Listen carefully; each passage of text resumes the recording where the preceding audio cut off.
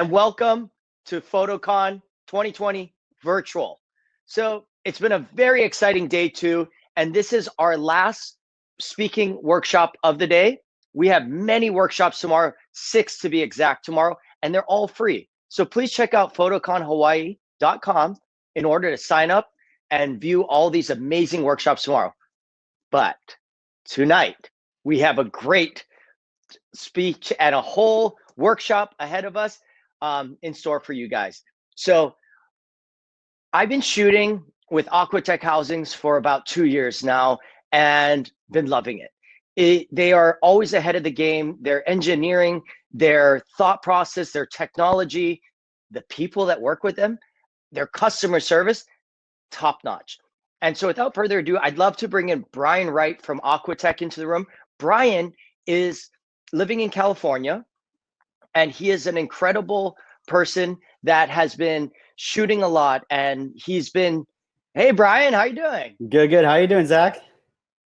Doing great. So Brian's been shooting some amazing stuff. He shoots with his phone, DSLR, everything. Any new tech that kind of comes across Aquatech's desk, you get your hands on it, huh? You're getting to use it. I definitely try to, as far as shooting with different cameras, like get used to different cameras, whether it be Canon, Sony, Nikon, Fuji, whatever we suit, I try to get comfortable with to the best of my ability, so that when I'm talking with people, cool. I can give them feedback, and I can know what they're talking about.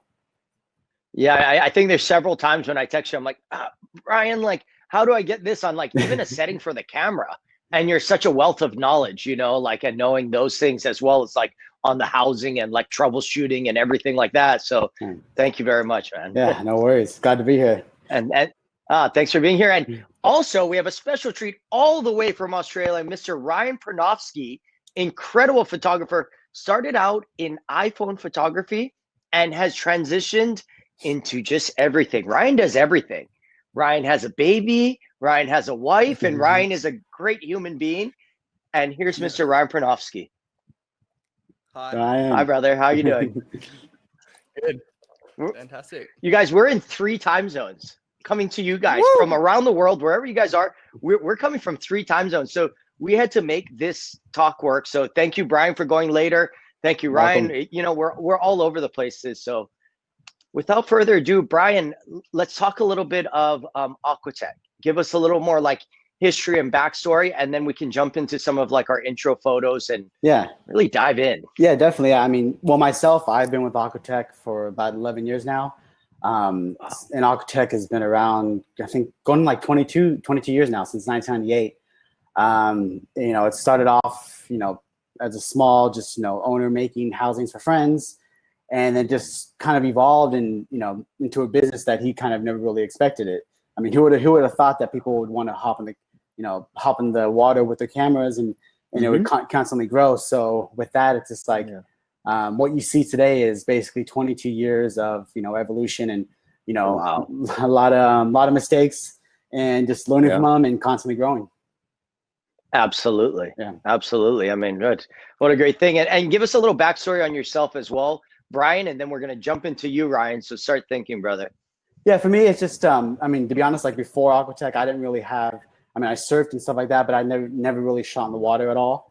I started off at Aquatech just simply building housings and, getting my hands dirty with that. And then I realized, I have access to great photographers. I have access to all this amazing gear. I need to get in, and I'm comfortable in the ocean. So I took out the camera and started shooting more, and just getting, more used to it, and just kind of, forcing myself to learn what it is that I'm making and what it is I'm talking to people about. So, that's kind of just of it. Wow. Yeah, that's great. And you just recently had a newborn as well, right? Yes, I had a newborn. She is a little over 4 months. And also, I also got recently married. So it's, it's great. It's a whole new world. I haven't been in the water as much as I would like as of late, but it's a great trade-off. It's amazing. Absolutely.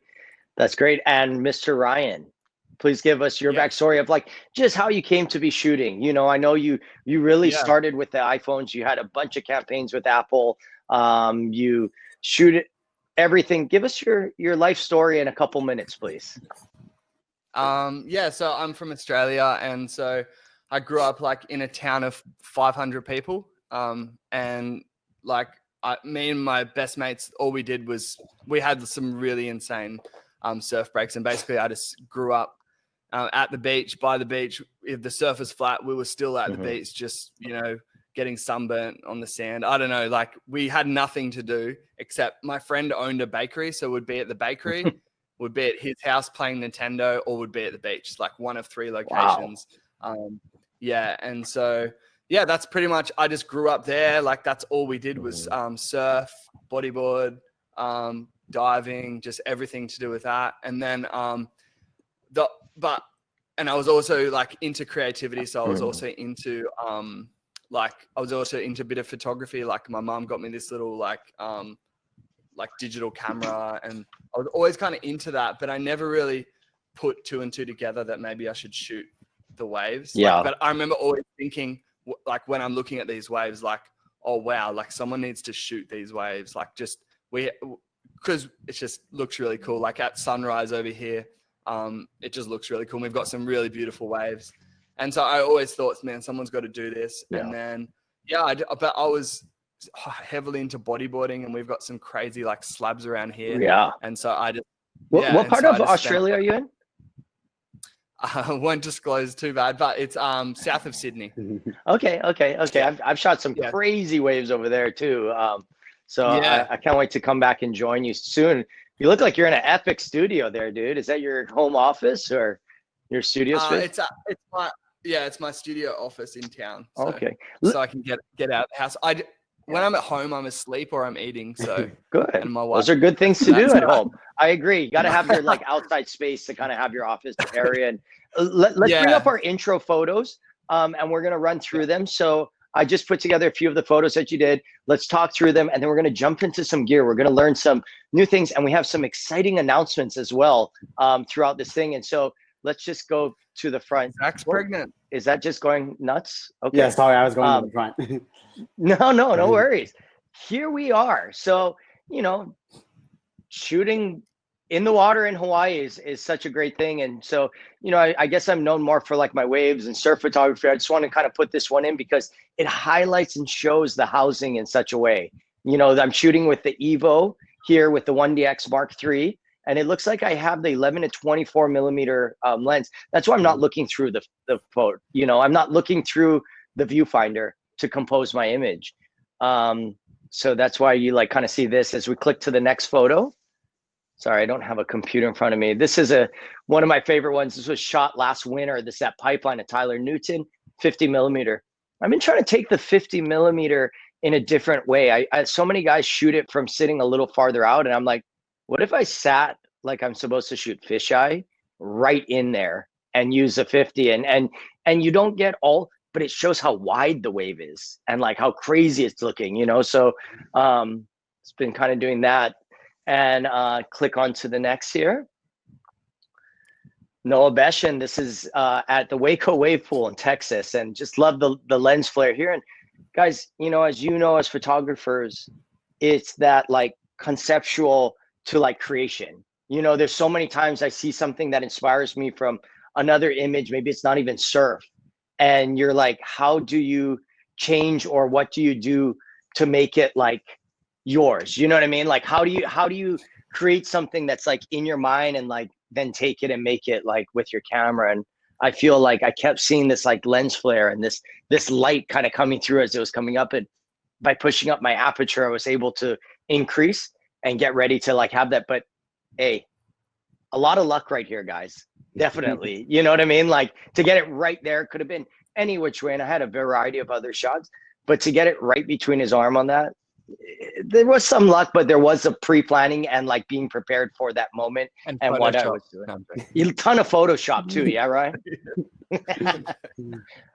John, this is down in South Pacific, and just a really big one on the fisheye. And we know like how hard with the fisheye to get that horizon straight, you know, it's such an important thing. Sometimes that fisheye can really warp it and kind of give you a different perspective. And this is actually the same wave, obviously different one. And this is Ian Walsh on a different wave from the same trip.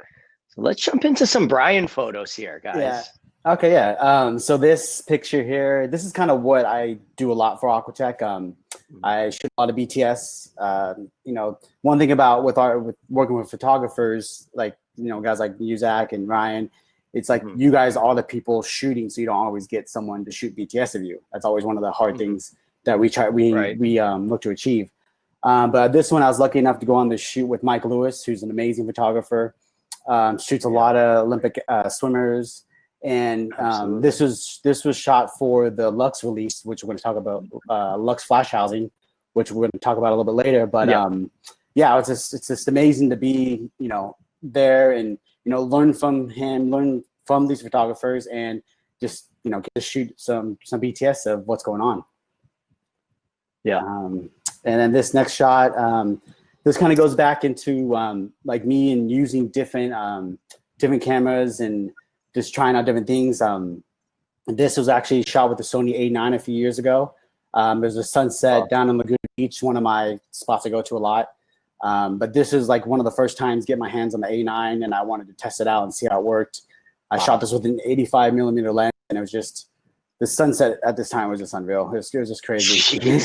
It's so silky smooth how that's going there, yeah. It went from this color, then it went the next then it like went to like purples and blues. It was one of the best sunsets I've ever seen in my life. Dang. Am I not that it was what's Brian, that? am I not echoing? Am I not echoing too much? I just changed my audio a little bit. Am I okay? No, you're good. You're good. Okay, proceed, guys. Yeah. This is incredible. Go to and then this next one. This is just a sunrise in Huntington Beach. Just, you know, I always try to get out in the mornings before work, and this is a clear day, you know, that golden light, which you're always looking for. I shoot, you know, sunset or sunrise all the time. And this is actually shot with an iPhone 8 Plus with our Axis Go. And it's amazing to see the quality of an iPhone. If the light's good and, you know, and the conditions are good, like you can nail a good shot. And that's kind of like with the Axis Go. We jumped into the shooting the iPhones with the 7 and 8s because we realized just how good the quality was getting, and we had to hop in and you know, make something for these iPhones. And it's, what was it, 8 megapixel when it came out, right? I think that one was 12. I think this 8 was 12.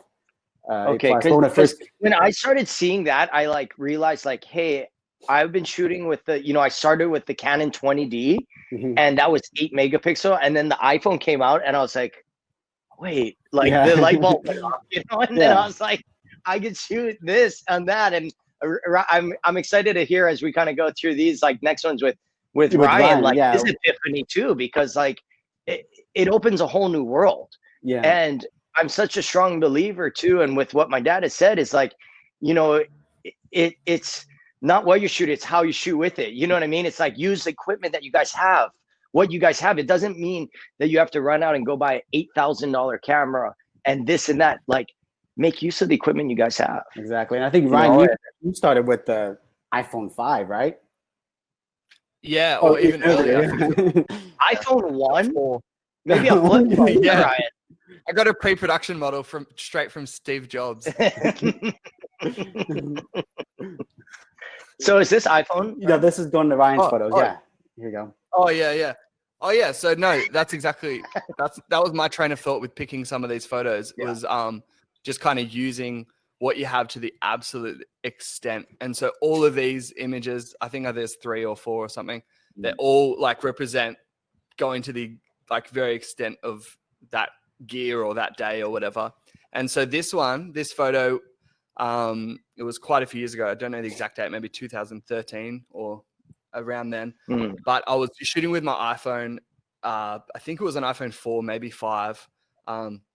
Whatever was around that year, probably iPhone 5 by then. And I was on 5% of battery, and you know, because especially back then the iPhone would, when you're shooting with a camera, it would last about an hour at most. Mhm. And so I was on 5% of battery. I was like, I think I'm going to go in. And then I started swimming in. I got about halfway in, and then I saw a set out the back, and I was like, oh, and I, went out. I probably had like 3% of battery by then. And then I shot this wave, and I just reckon it's really cool, like just how perfect, crazy it is. And I haven't really seen a wave like that since. Like, that's not photoshopped, but it doesn't look real. The blue from the sky, like through the wave, crazy. like the gradients is just unreal. Yeah, and like obviously it's it's pretty low quality because it was an old iPhone, but it like that photo went viral like all over Tumblr back in the day, and it just went absolutely crazy. And it just made me think about if I didn't kind of push it to the last, percent of my battery, I wouldn't have got that shot. And that was something that, I don't know, and it went really well on Instagram back then. And like, not that it's about that, but it just kind of like, kickstarted. We got you. This is scary. And this is another shot, like, with an iPhone. It's like, the annoying thing is that to this day, it's still one of my best-selling images, and so it's so frustrating because I've taken like however many pictures since then, and I'm like, guys, can we move past this wave? Like, I don't know what it is about it, like the colors and just the energy in that thing is just phenomenal. That's why. And like, I've had so many people, can I get it massive? I'll pay whatever it costs. And I'm like, sorry, like I just can't.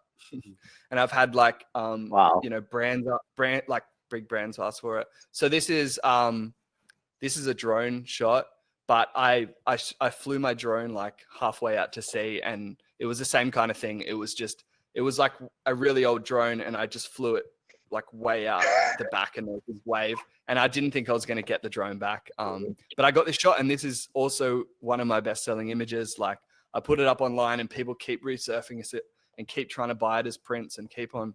And but yeah, it was just going to the very end of how far the drone could fly. Like it was telling me to return home. It's not going to be able to come back. And I'm like, no, it's got to keep going. You're fine.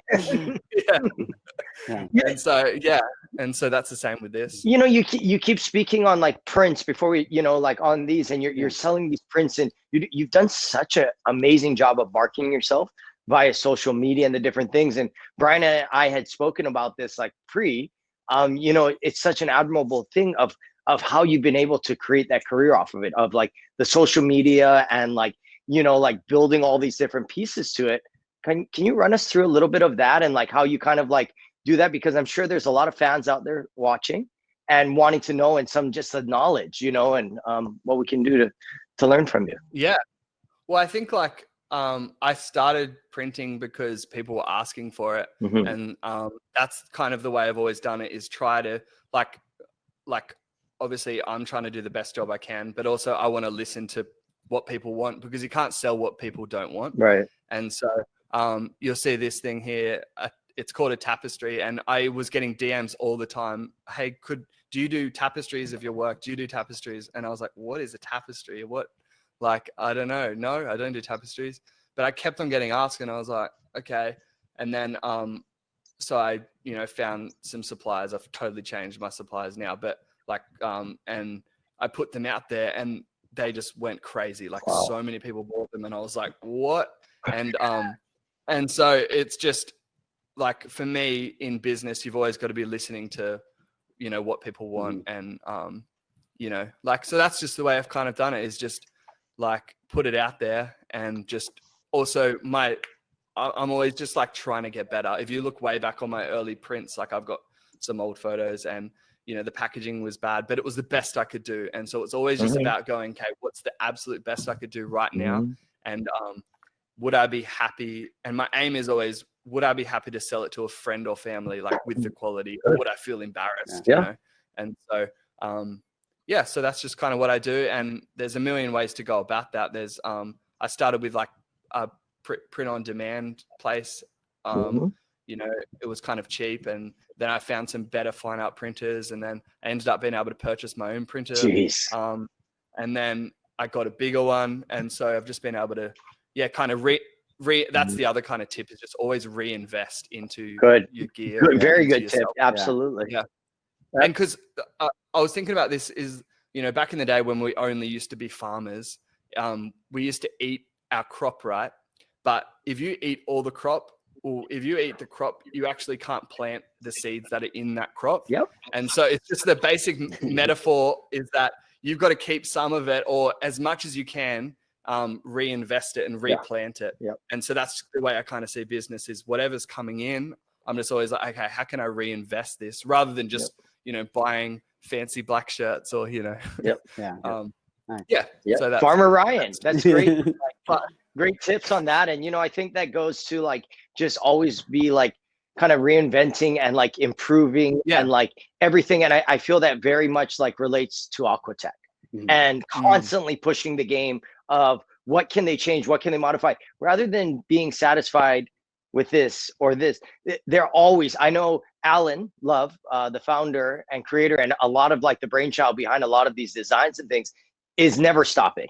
He is constantly showing these tweaks, designs, and like different things, as well as technology. Oh, this button, and you're like, this little button you're trying to like tweak, and he's like obsessing over it. Yeah. And I feel that's what makes him the best in the world, is having that kind of like foresight to kind of like keep pushing themselves, just as you're talking about it, Ryan, of reinvesting in themselves, having that good like team and like doing that and like all the pieces around you, Yeah, that's one thing is with us is that we always we try to take in what everyone says, like the users, and a lot of people at Aquatech are users themselves. So we definitely listen to the masses and the users outside of Aquatech, and then we also use the gear ourselves, and then to try to take all that and just try to make the best product as possible, and just constantly try to innovate and stay with the times, and just trying to make everything better. Absolutely. Yeah. Absolutely. With that, Brian, can you bring up some of the other presentations and let's check out some of the gear, and then Ryan and I can also give you some feedback on if if we've had some like personal usage or different things like that, and we'll go through it all. Yeah. So this here is our Evo 3, which Zach is very familiar with. This is one of our brand new housings we released, I think it was August this year. Okay. So it's suited for the 1DX Mark III, but also is backwards compatible with the 1DX Mark II and the 1DX. And this was kind of like, I love this housing because it's kind of us really, when we're talking about innovation, stepping out of what we had before, which was the Elite 2s and the Delphins, and kind of redesigning the whole housing. We have, new button controls on the back here, cartridge buttons compared to our older ones. And then making it real sleek, really ergonomic, but still not losing that the robustness. And you're able to shoot in a pool to shooting at pipeline, and your gear is gonna hold up, and you're not gonna have any issues at all. And I think a very important thing is I don't want to put my camera in the housing and lose some functions. Exactly. These cameras are so advanced these days that it's like I want to have all of that at my fingertips. I don't want to go in there and only be able to shoot on shutter priority, or you know what I mean? I want to have that full control video, every kind of function. And I think that's a great thing. You guys, these are splash housings. These are not dive housing. These are not scuba diving housings. I believe it's, is it 30 feet or 50 feet? 33 feet, 10 meters. Yeah. Hey. Yeah. I know him. Yeah. And actually, I'll just answer a quick question right now that I saw. Someone asked about, what's the difference between housings and Outex, which Outex is more, it's like a marine grade bag. I mean, that being said, it does the job, but the thing is, for me personally, it's like, I wouldn't feel comfortable putting my gear into a bag, especially because, if you're shooting in the surf, or you're going to be taking any kind of blow or anything like that, you have, sometimes $10,000+ worth of equipment. Yeah. Easy. You need something that's going to hold up, and you're not going to have to think twice about. I mean, that's one of our main goals is like, as for the photographers, we want them to focus on the shot and not worry about their gear or worry about what's going to happen with their camera gear, but they can focus on the actual shoot they're on. Yeah. Absolutely. Okay, cool. Yeah. So there's Zach. Yeah. And then next up is another one of our new releases. This is the Reflex Housing. I like the new Hinge system. Why did you guys change the Hinge system? So now instead of 4 class, we're on a Hinge system as with 2. and it works great. And I know this was something you guys worked really hard to do, because there was obvious of like pressure and like stress on these things that like you had to overcome, of like learning like the dimensions and the different like weights on that. So why a hinge system on that, Brian? Well, the one thing about us, it's always like, because we had the 4-clip system, which, you know, you've used quite often with the Evo, and Ryan, you use with the Elite 2 housing. It's always about like getting in and out of housing really quick. So you can make quick changes, you can switch out lenses.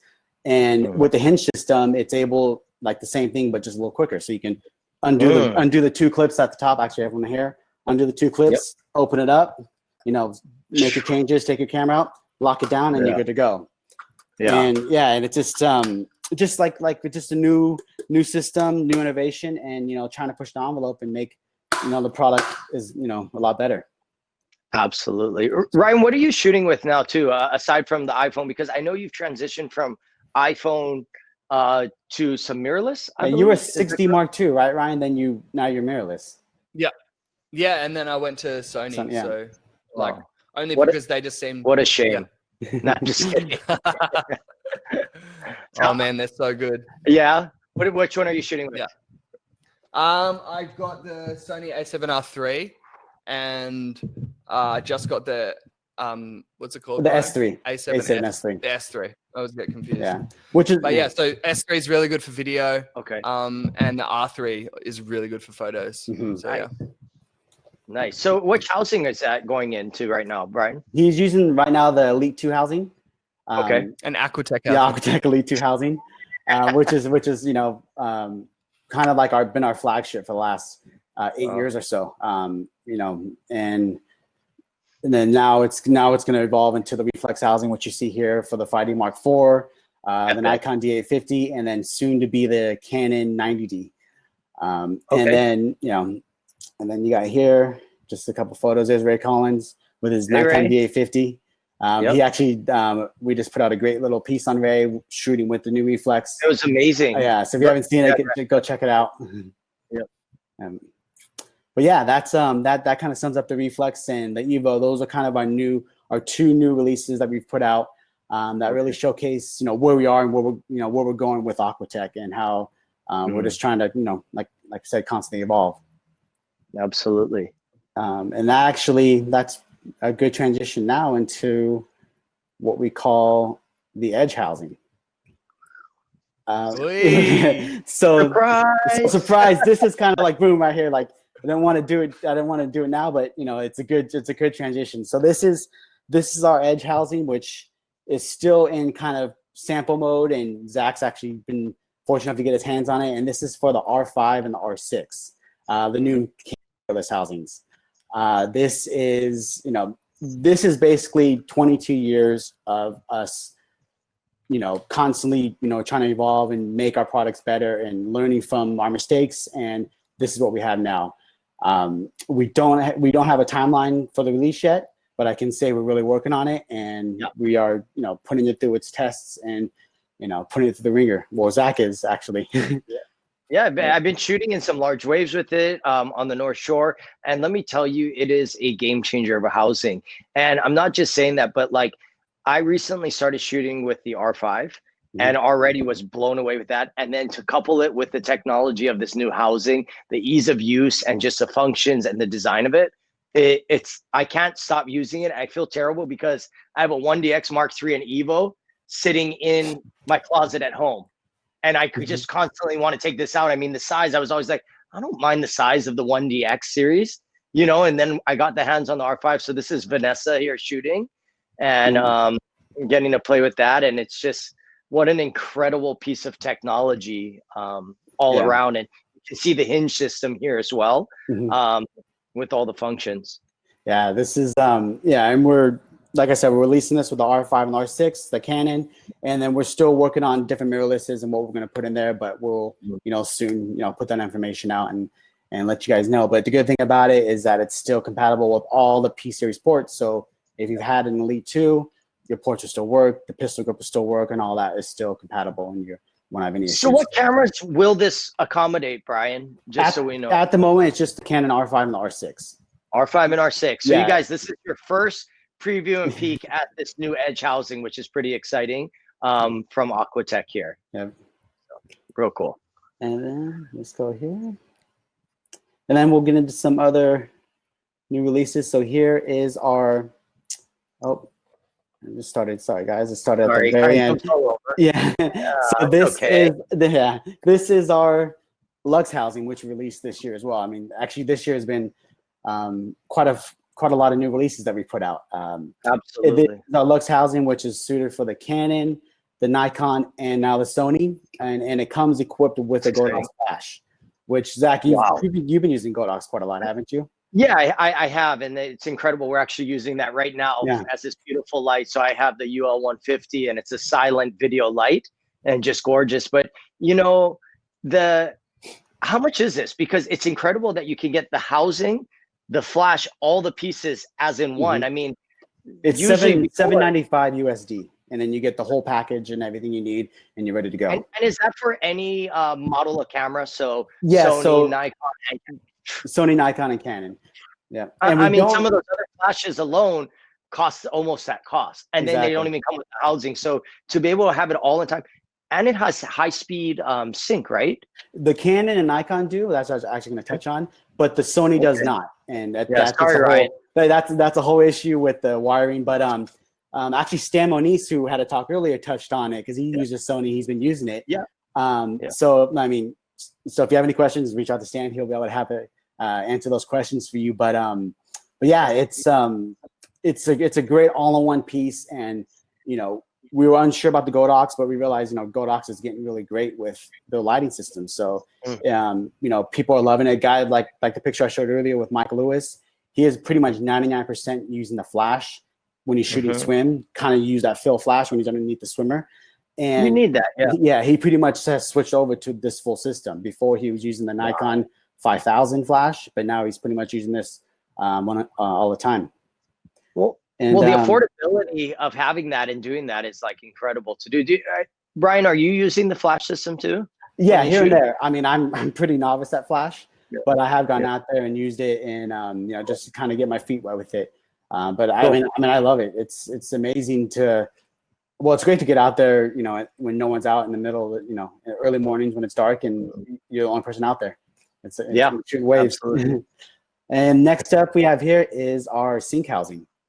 Now this is our transmitter housing. So if you're shooting like, you know, different, like you want to use pro photos. So if you're in a pool setting, you're underwater, you can actually tether to this transmitter, float like a Godox or a pro photo transmitter, and then that, as you're shooting, will send a signal to your pro photo flash and basically light up the top of the surface. Insane.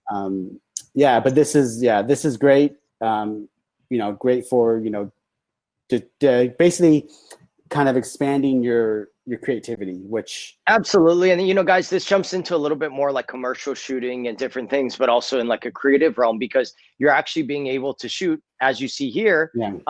Phil on the right there is holding the pro photo. I cannot B10. I want to say, was it the B10? Yeah, I believe so. Yeah, I really love this photo because I love the BTS of it, because it shows what goes into taking a shot. You're getting the shot. Absolutely. You know, because you're down at the bottom with the transmitter. You got Phil, you know, holding the pro photo. Then after you know, Kai does this thing. You got Asher doing the BTS down below. Yeah. And after Kai does his thing, then Phil had to turn his back and make sure he didn't get the pro photo wet. It was it's always cool to see the BTS. And this was a fun trip. We all got to go down to the Maldives this past year with Ryan and everyone, and just go create. And get to try the new gear and get to see all these things, and was a really cool trip to kind of connect with everyone, and was a great time. But yeah, you get to see the BTS like this to create images, and then you get this, and then there's the final product. So the light, what you guys are seeing is, you know, you just want to open those shadows. You want to keep the highlights. You want to keep, you know, the exposure in the back, because you want that detail in the clouds. You want that just clean, soft. You don't see too much highlights even on Kai. And he was doing these airs on flat water, which was insane. So it looks a little like ridiculous. He's just airing over the island in this way. But, you know, Yeah, I think he using did like 100 laps. He kept going and Oh my going. yeah, It's I think crazy. if there's more like light, he would have kept going, right? Like if Yeah, the sun was up, like so. yeah, but it's Absolutely. amazing though. And then Yeah. just to go back to the Lux. So this is Zach in the Maldives shooting with the Lux. And Yep.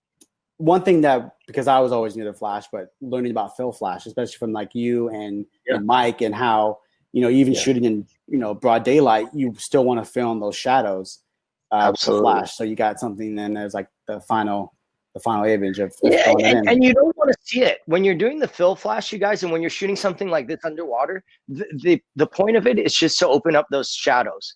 It's not to over exaggerate it. It doesn't need to make it a very dramatic shot. All it is there to do is to just give you those little pop and open up those shadows. So that's why we call it a fill flash in that way. But obviously you could use it at night, sunset, all the different times. But in this instance, middle of the day, I can raise my shutter speed very high with the high speed sync, and I could shoot this at 1,000. So I wasn't getting like the atypical before you could only go up to 250th of a second. This one was, I think, at 1,000, and I was able to get that speed and just keep it clean, to get that shot like this. Nice. And then next up, we have another one of our new releases. This was the PD16 dome.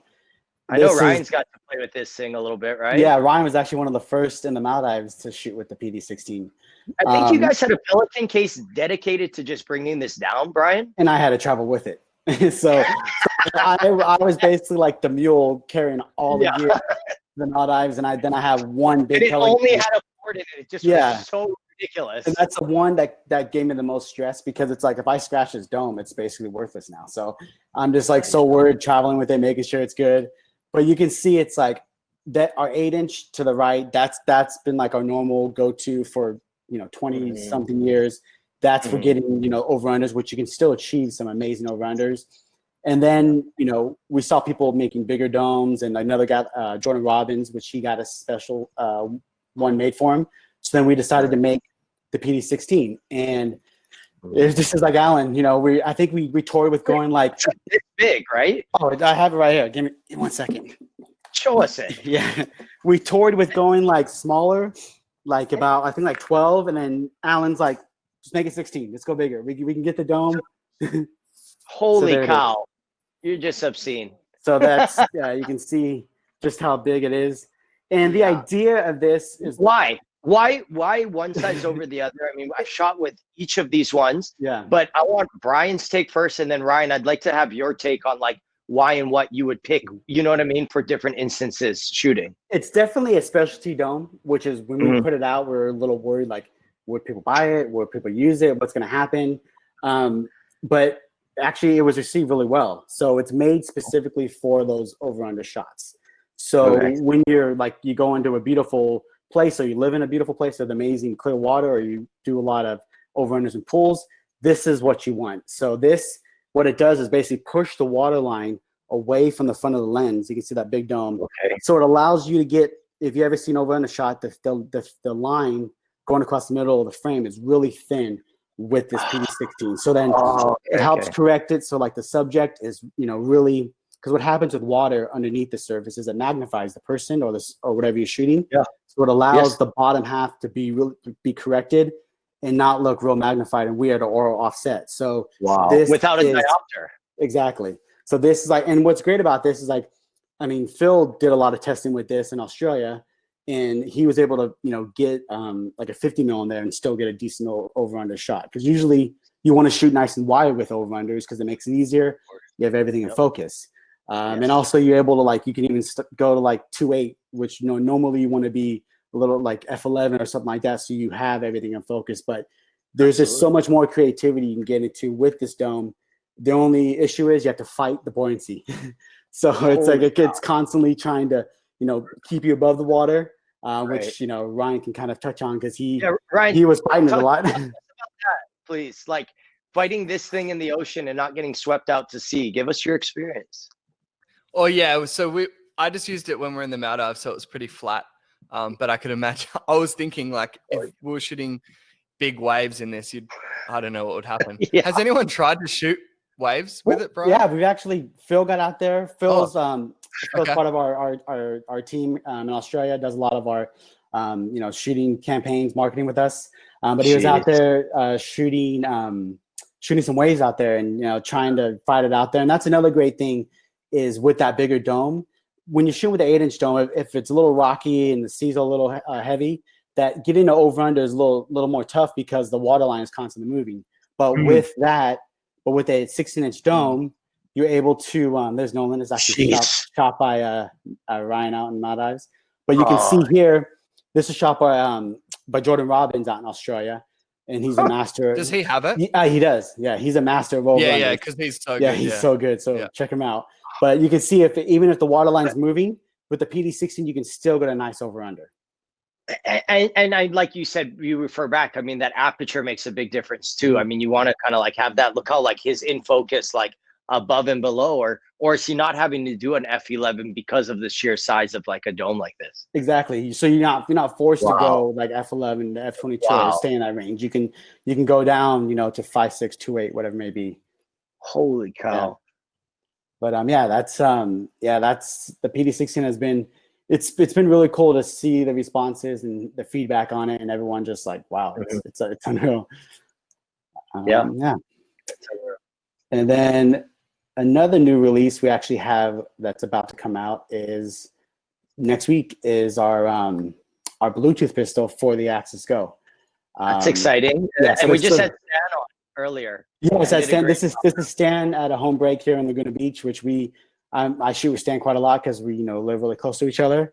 But just to go back to the Axis Go and iPhone shooting, this is our Bluetooth pistol. I mean, before we had a mechanical pistol, which went straight to the actual volume button. Yeah. But now we are releasing the Bluetooth here next week. So for all you Axis Go shooters, it's like connecting a speaker straight to your iPhone. And what's the benefit over the mechanical speaker, Brian? Just so I understand that. I mean, I've used the mechanical; it works great.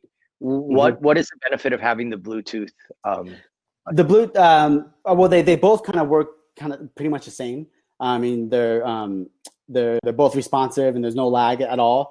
But this is just kind of like innovating and taking advantage of what the iPhone has to offer, and also not having to worry about. Because with this, not having to worry about the volume button hitting, like this button hitting the volume button. I've had problems with my volume. Yeah, exactly. So if something happens, for sure that the Bluetooth is connected and it's going to fire every single time.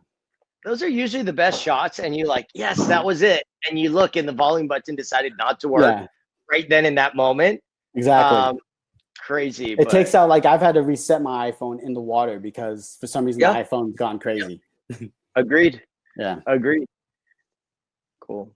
But so next up, I just want to kind of give just a kind of little quick run through of simple like housing care. It's one of the things one of the questions we kind of get quite often, like what do I do after I get out of the water? For me, it's always about knocking off the salt water, especially if you're shooting in the ocean, is making sure after you're done, simply clean off your housing, whether it be going to the showers at the ocean or dunking it when you get home. But just making sure you knock off all the salt water, because even though it's stainless steel and anodized aluminum, as salt water sits on things, it just tears it apart. Salt water is insane. Yeah. I think we'll eat it. And look at Zach. He's been in too much salt water. I've been in too much salt water, bro. Yeah, exactly. He's only 13, but he looks 30. And the other thing is, like when you have a dome port or a flat port on here, always make sure after each session, take it off. Clear the threads out of any kind of debris or anything like that.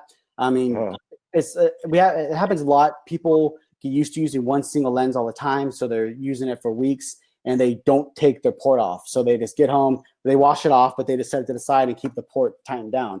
And then what happens after a couple of weeks, Ryan, when you go to try to take it off because there's so much sand and like salt and stuff stuck in there, when you want to take it back off, it gets really tough. And then you call us. Too. Yeah. That like if you don't, you know what I mean? Like every once in a while, like kind of take off your pistol grips on the housing. Yeah, I've had that I was gonna say too. left it for months. Yep. And then like go to take it, everything else was taken apart, and okay, try to do that, and it was just like frozen. But you know, that salt water is very corrosive, and that's why we just kind of got to like the general care of these, rinsing it like Brian's saying, taking them apart, letting it kind of like breathe in that way, making sure it's not in like a, you know, like a humid kind of like environment, things like that. It's just going to prolong this equipment, and it's going to last longer. And then it's also more reliable, guys.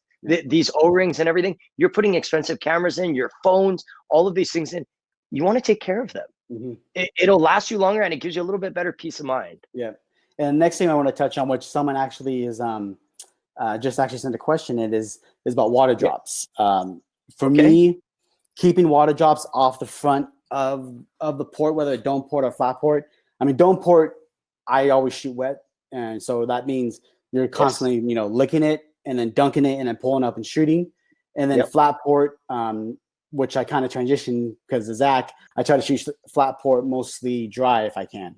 And that's because, especially when you're shooting like a 50 or 85, if you try to shoot those wet, they're going to look really, your images are going to come out really soft. Like, yeah. So it's like 50-50. You'll get like 50% nice and sharp, and then 50% really soft, and you're like, what's going on? So when you, especially when you're shooting auto, you really want to shoot that dry. And by shooting that dry, you're taking off. It is a pain in the ass. Get in a rhythm of it though. Like between waves, as that next wave's coming, I'm like kind of like rubbing it correct, making sure it's clear. By doing that, you're gonna have such a sharper photo. It's like we have these great new sensors. We have these incredible glass for these lenses. It's like the last thing you want is like little water drops like beating up and make sure photo's soft. You're just like, so any other tips, Ryan? You look like you got some good tips for keeping the water off your lens, bro. Yeah, no, I've got a squeegee on the side of my housing. Okay. My housing's in my car, but oh no, sorry, that's not good. That's not good for the housing. Not good housing care.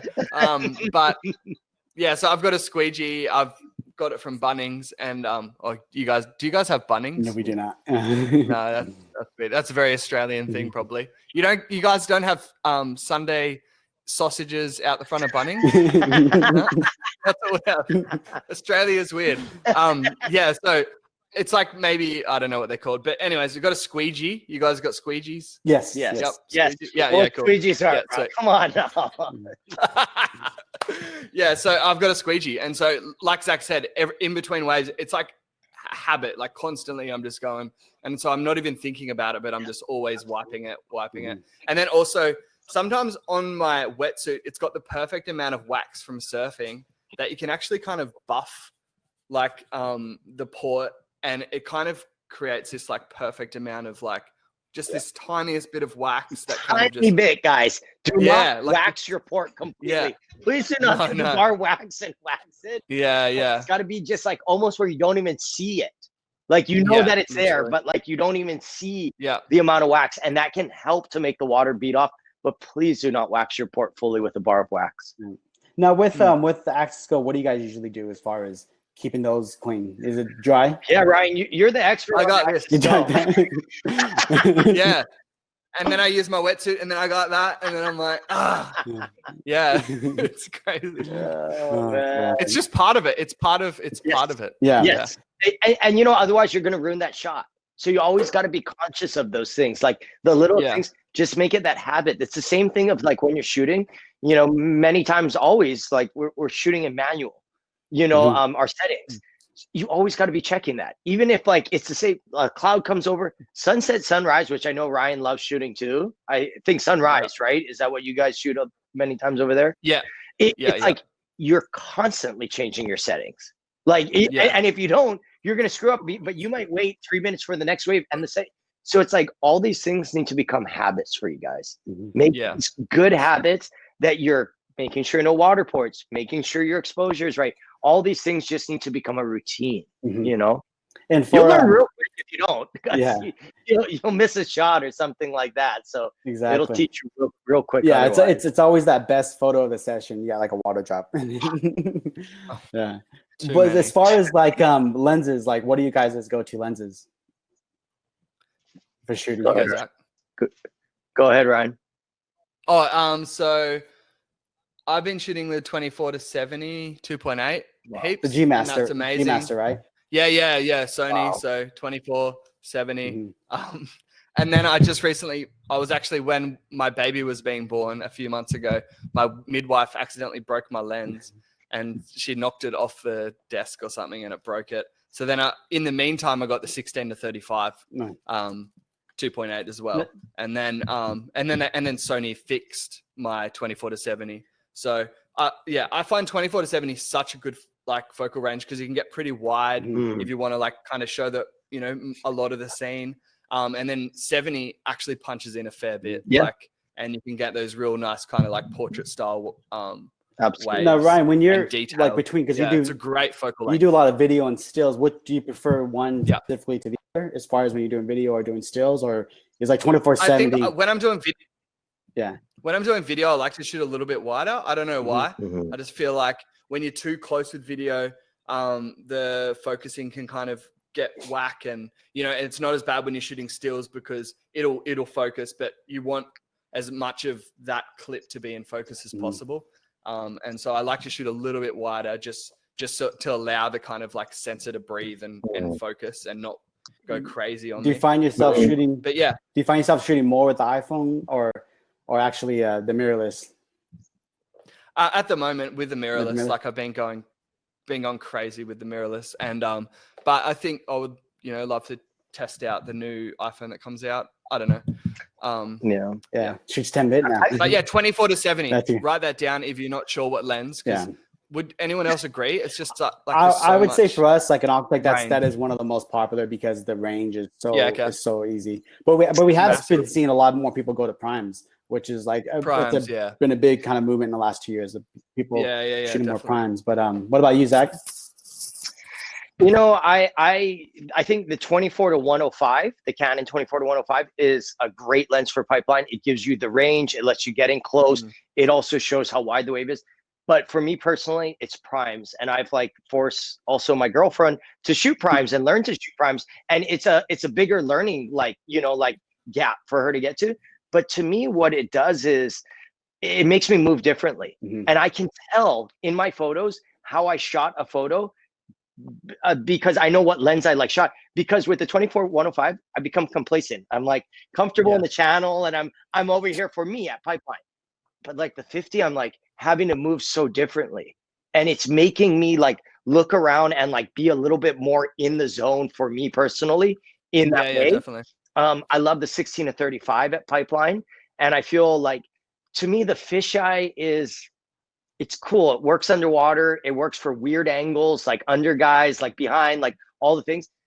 But it's like, if you're shooting it straight on, you know, I mean, I showed you that John photo. That was a big wave, but that 1635 to me, it shows how much wider a wave is when you do. And I think Ryan, like, we agree with that. And, you know, and then I'm using, you know, the R5, the 1DX Mark III on those, and just, I'm loving the R5 video on that thing. So that's been something that I've been really like jumping into and shooting with a lot. And, you know, for as far as like iPhone photography goes, it was something that like kind of like ignited like creativity every once in a while. It's like, I hate not having a phone, and it's like always got your phone with you. You know what I mean? So it's like with like the iPhone, it was something like, I'm gonna go for a body surf.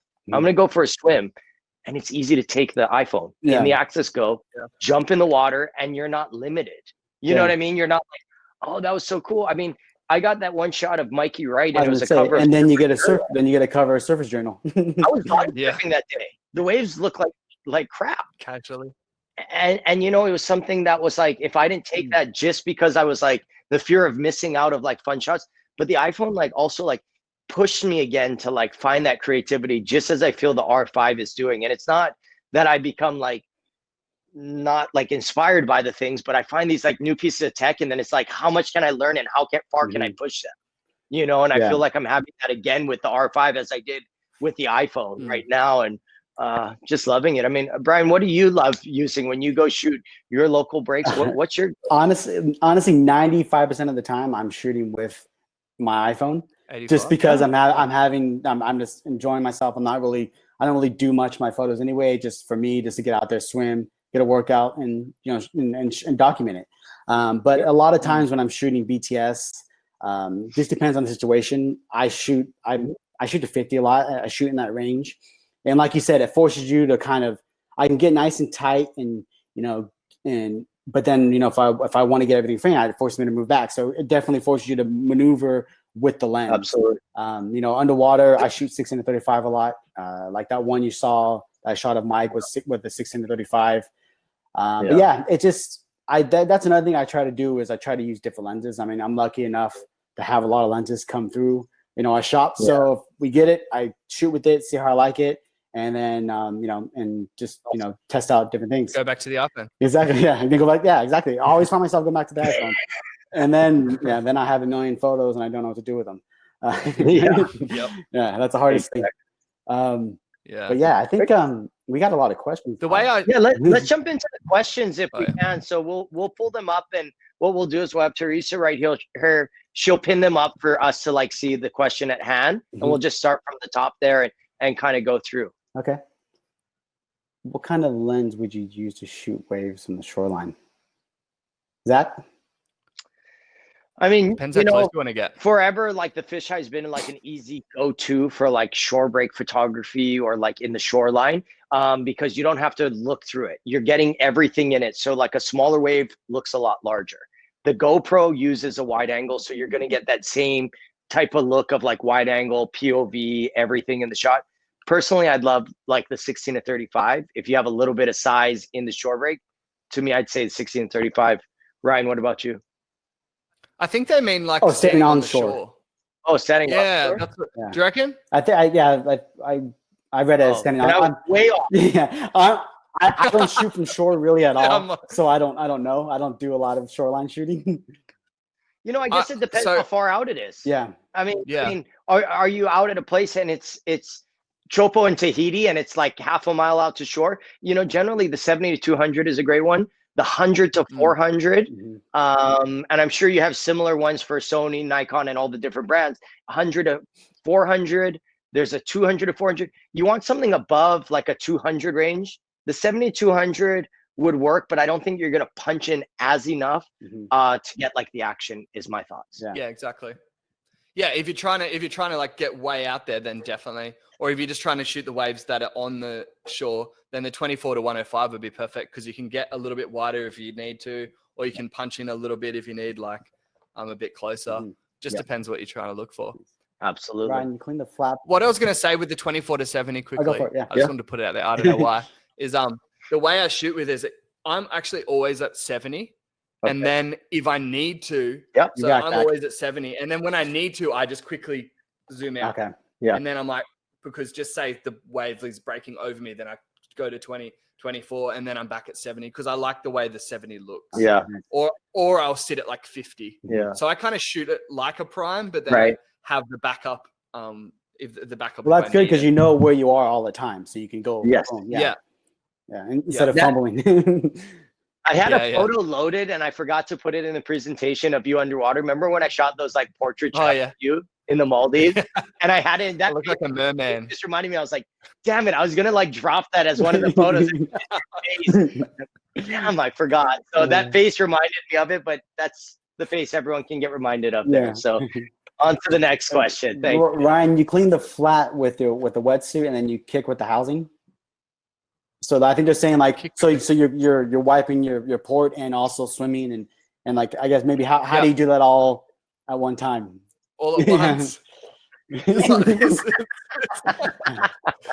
I look a bit crazy, I think, in the water. I'm literally using my squeegee and then I'll wipe it and then I'll squeegee it and then I'll shoot and I'm swimming with my legs. Holy cow. I feel like, what's that guy on that movie where he's got the drums and the cymbals and the one-man band kind of deal? Yeah, one-man band kind of. Yes. Yeah. Yes. So this Rain-X is bad because all our ports are acrylic, and I believe this Rain-X has alcohol in it, and anything alcohol-based does not react well with acrylic. And the reason we use acrylic for our ports is because they're nice and clear to see through, to shoot through, but they're also really robust. So if you take a hit, they're not going to crack and shatter to pieces on you. But we definitely do not recommend Rain-X, because what will happen is the acrylic will get real foggy and cloudy, and then you have to get a whole new front piece. But natural substances are always the best. Spit, and candle wax, like Ryan was saying, or even like simple surfboard wax. But definitely don't want to use Rain-X. But I know there's some other stuff out there that do you mind talking to us real quick about Novice? Novice, yeah. Yes, and just give us a quick run through on that, because that is a solution to fix like small scratches and different things like that. I mean, you essentially are like buffing it out, but it's a great tool. I know you guys have it on your website, and it's a great item for people if you have small scratches, scuffs, anything like that in your port. Yeah, Novice is basically like a 3-step process. It's 1 for basic cleaning, 2 for light scratches, and 3 for heavy scratches. We always say at Aquatech, if you don't want to buff your port until you see the scratches showing up on your images. So if they're not showing up and you're not getting any issues, then don't mess with your port yet. Let it be. Even though you may see them with your eye, the chances are they won't show up. They're not showing up in your photo. So until they start showing up, then start using Novice. But with the 2, you always want to start with 2. It's just basic buffing of light scratches. And if you see those scratches aren't coming out, then you move to 3. And that's where the heaviest scratch. That's where it's kind of, in a sense, almost taking away some of the material and kind of and polishing it out. And then, but what that does, the reason we always say don't use 3 off the bat, because it's so abrasive, it does create little scratches itself. So then you have to go back over with the 2 and then clean it with the 1. And there's actually, we have a video on our YouTube page about it, which I started it. But it's basically how to clean your Novice, how to use Novice properly, and when to use it. But yeah, I mean, it's a great product to bring your ports back to life, rather than spending the money to get a whole new front piece. But we do replace these, so you don't have to buy a whole new port. If your dome port gets scratched, a flat element gets scratched, we pop these out and replace the front, and you don't have to buy a whole new port, which is great. Wonderful. Thank you. Cool. Can you still use touchscreen with the housings? You cannot. All the housings are on the Axis Goes. You can. On the Axis Goes, you can. Those are touchscreen. Yeah. But the actual like housings for DSLRs are not. They are not, because it's a hard back for so it's nice and robust. Then you can't use your touchscreen. But yeah, as you can see here, we basically give you every control to make all the changes you need to. Mm-hmm. There was some modifications in the Edge that I did with like Brian's help, of like changing my settings. In order to access video recording and some different things. So these cameras are so incredible. Like, don't think, oh, wait, I'm missing that one button for this or this kind of function, or I can't change this setting. Most often, you can go into your menu settings and customize your own buttons to accommodate what works for you and the settings you need to use or the functions you need. Yep. All right, so we got some more. Well, with the PD16, you can use quite a few lenses, because we make extensions, so you can actually screw the extension on first to the housing and then bring the PD16 out further. But as you saw, the dome is so huge on the PD16. I mean, put a 70 to 200. Yeah, you can probably get some good shots at that. But yeah, I mean, there's a wide range of lenses you can put in there. Anything from your fisheye.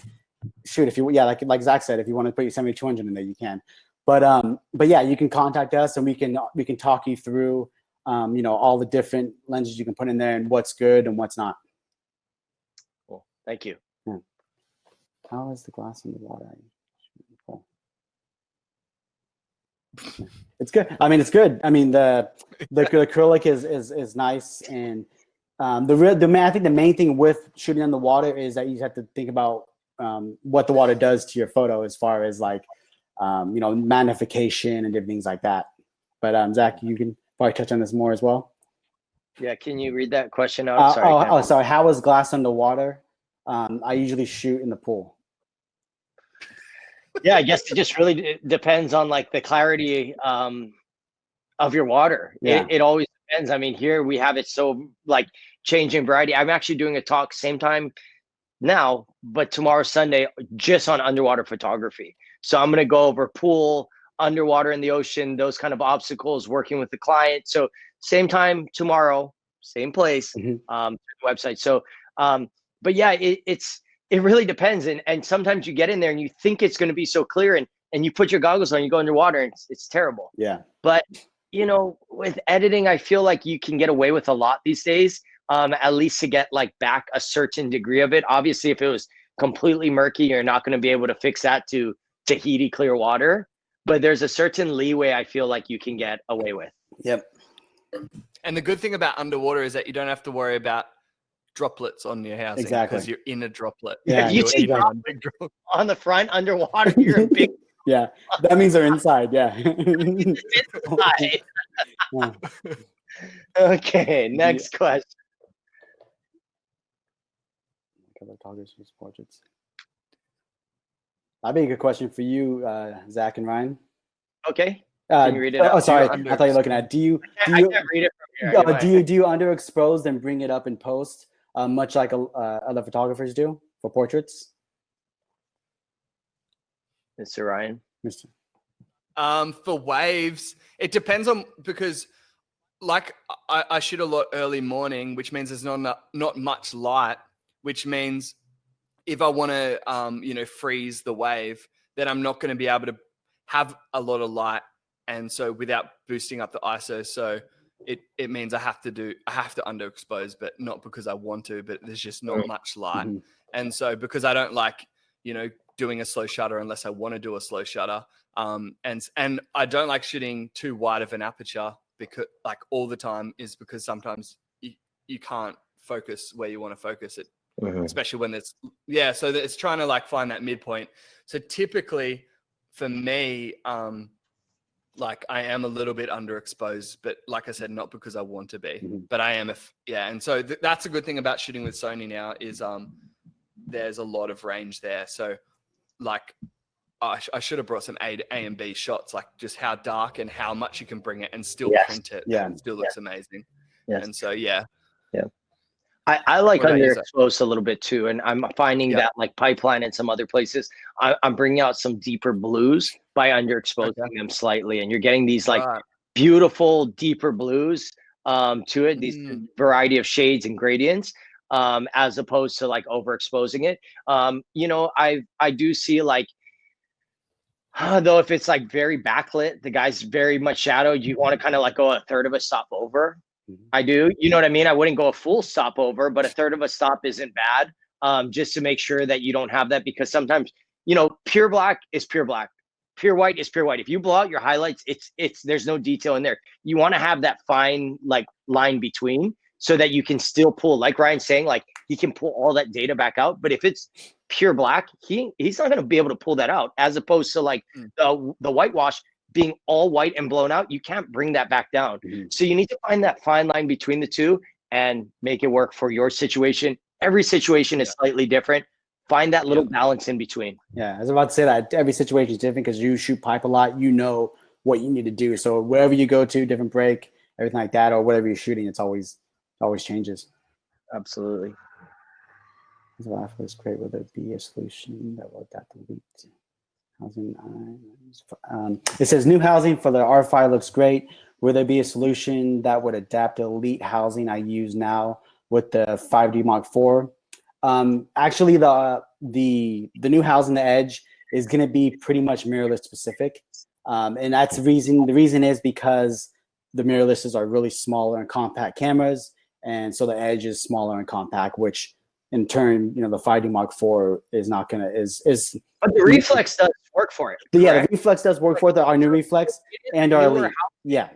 And that's for the 5D Mark IV. It fits in the reflex housing. Has the same hinge system. Incredible housing. It's smaller. It's more compact, and just gorgeous for that 5D Mark IV. Better ergonomics, everything like that. So if you have the 5D Mark IV and you stick on it, this is it. Yep. Yeah. So you mentioned the Lux for Sony. It's the cable that prevents use of TTL. Will there be an update in the future? That's something we're still working on. I can say that we worked on trying to work out the electrical for the Sony for quite a while. I can't say right now if we are going to offer TTL, but if we do, we'll let you guys know. But at the moment, no TTL, high-speed sync. That's pretty much what you're going to get with the Sony at the moment. Question for Ryan. With the Sony system, how do you set up the camera if you want to shoot a mix of video and stills? Well, so the cool thing now, I've got kind of a more dedicated video camera, which is the S3. So now if I'm going to be shooting video, I'm pretty much going to be shooting with that. And then because I print my work, I'll be shooting with the R3. But if you want to shoot both, just shoot in manual, and you can always just like start recording in the camera option.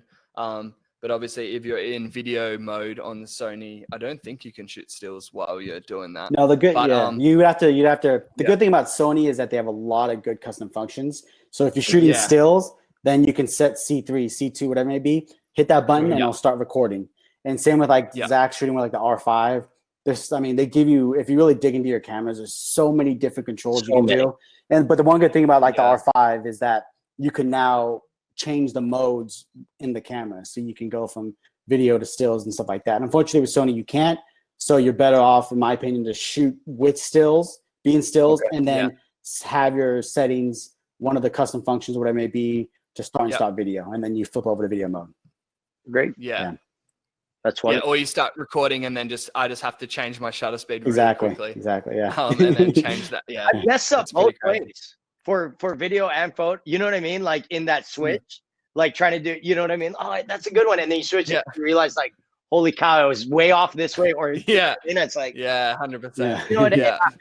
Just being conscious of like what you're doing. But switching quickly like that, just make sure you kind of like check with yourself. Exactly. How's the 1DX Mark III going for video? It's pretty good, isn't it? Oh, is it good for video?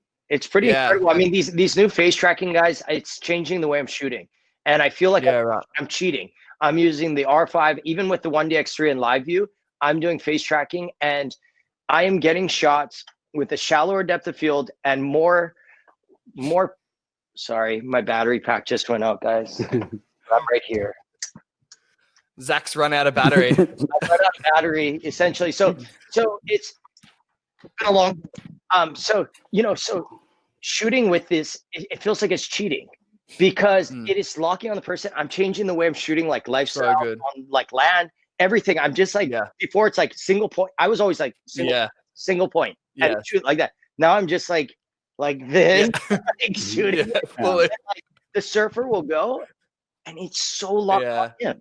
It's so insane. In tracking, and it's incredible what they've been able to do in this technology and doing it. And I know they have it with Sony and like the in-body stabilization and all of these new features.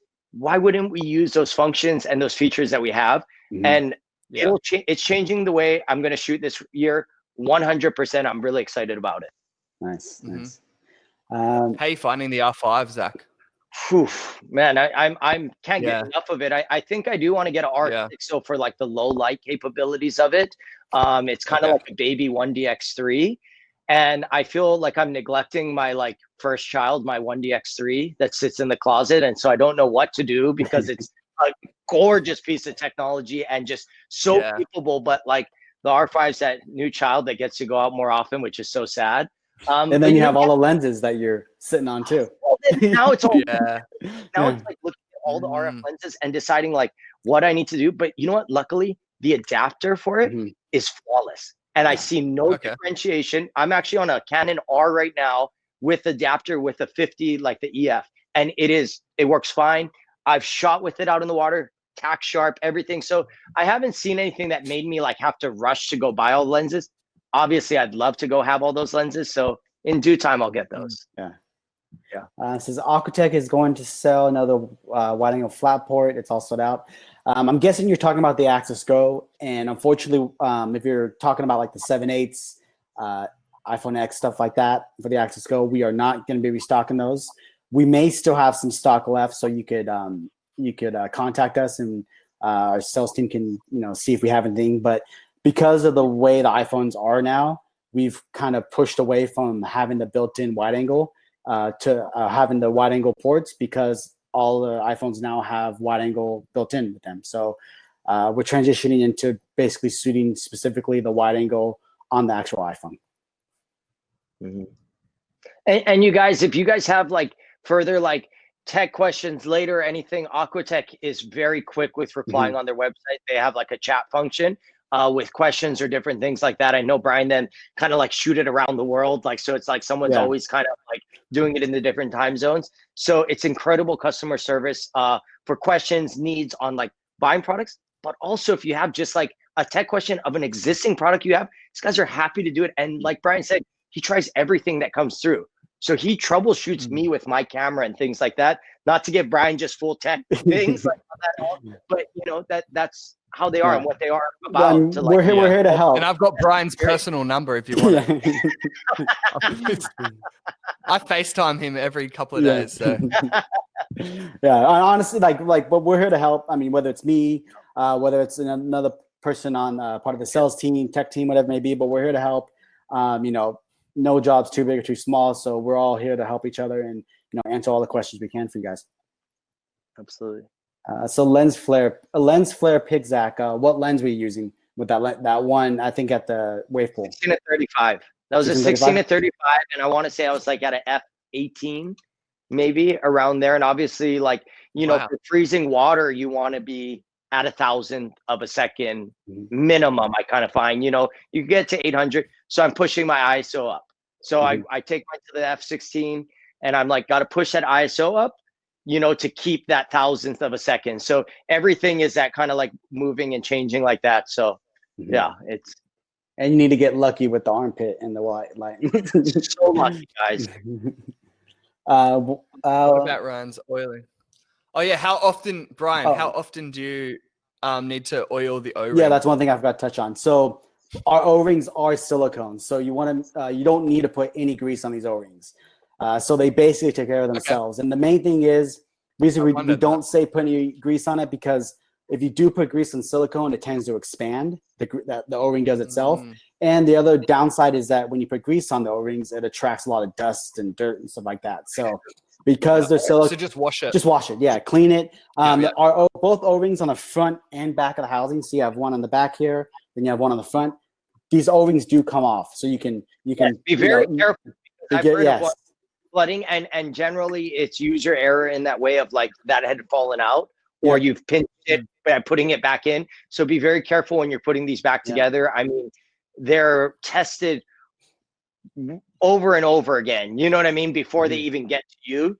But make sure that those little pieces like those are all I mean, it's I've jumped in the water before. Without screwing on my port properly. And it was my friend's camera that I was shooting with. Oh no! And so I jumped in, and I was just like, it filled up with water, and I was like, no. See, as you can see, I'm pulling out the O-ring. The worst. So what I do is I simply take off your O-ring. I get like a damp towel and just kind of wipe it down, clean off the dust and stuff. But when I put it back on, always make sure that like you don't have hair over the O-ring or anything like that, because a simple hair can break the seal of it. So just like Zach said, make sure it's clean of any debris, hair, whatever it may be, and then and don't pull a Ryan, you know, because we don't want to, screw on the port. But don't do that. Yeah. Thanks for showing us your O-ring. You're welcome. That's what I'm here for. Watch out for the hairs. Zach, will you ever do a masterclass online for those of us that can't be a part of your aquatography workshops in Hawaii? Absolutely. I'm actually working on something right now, so hopefully we'll have it out by early beginning of the year. We've already done maybe 5-6 hours of like interview, and now we got to do the ones in the field, and then we'll condense it down and create chapters and create a learning experience. And like I said, tomorrow night, guys, 6 p.m., that is a free one. Go to photoconhawaii.com to be able to sign up for that. And I'm only going to talk about like underwater photography, wildlife, in the pool, scuba, free diving, you name it, just anything underwater, shooting waves, all of that. And we're going to try to kind of like touch on that and really like immerse ourselves in the underwater. Love shooting underwater. And so, but it will come. Masterclass will come one day to a degree. Awesome. Okay. And I think that was the end of our questions. So I wanted to thank you, both of you guys. This was absolutely epic. I had a great time with you guys and talking has been a lot of fun. Yeah, it's like we're back in the Maldives. I know. I missed that. We had a really great time all together in the Maldives. So, Yeah. you know, and what I wanted to do is just bring up our winner of the photo contest. So we did a photo contest winner, and they win a $500 thing. So hold on, wait, before we bring them a $500 gift card to Aquatech, and the winner is Aaron Escaron with this image. Oh, nice. So it is the essence of the pandemic, and so it shows the solitude of it. And to us, we just felt this was just a beauty. The lines going to it, the water above, it's gorgeous. So Aaron, you're on. Congratulations, Aaron. Wonderful photo. We love it. So contact us and we'll get you over that gift card and get you dialed in, get you more gear with Aquatech. So thank you everyone for tuning in for day 2 of PhotoCon Hawaii virtual. And we will see you guys tomorrow morning. Ryan and Brian, Aquatech, thank you so much for joining us, guys. And I'll see you guys soon. Take care, everyone. Guys. Thanks, Zach. See Bye. you, Brian.